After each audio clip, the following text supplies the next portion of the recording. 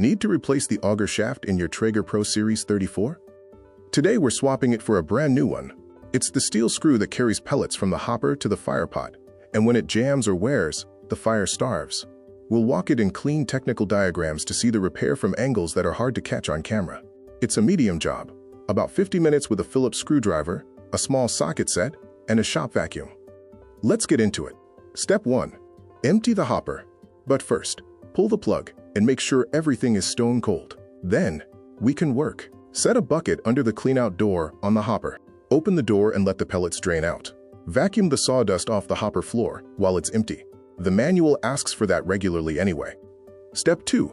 Open up the hopper service panel and unplug the auger motor. The panel comes off with a handful of screws. Before you touch a wire, take a quick photo of the layout. Then follow the motor's 2 leads back to their connector and pull it apart, straight apart, with no twisting. Step 3. Uncouple the motor. Back out the fastener that couples the drive motor to the auger's drive end. Free the motor from its mount and slide it off. Set it somewhere clean.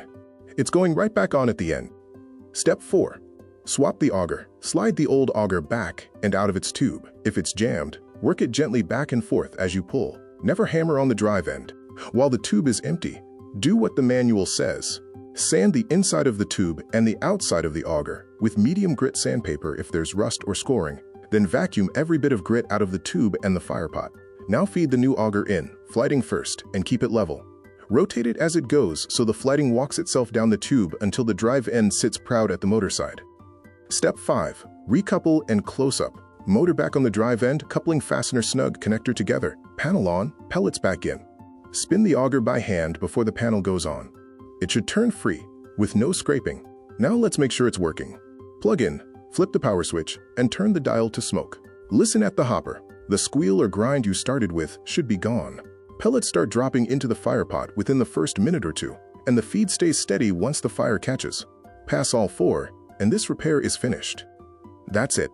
If you enjoyed the video, please hit like and subscribe. We'll see you in the next one.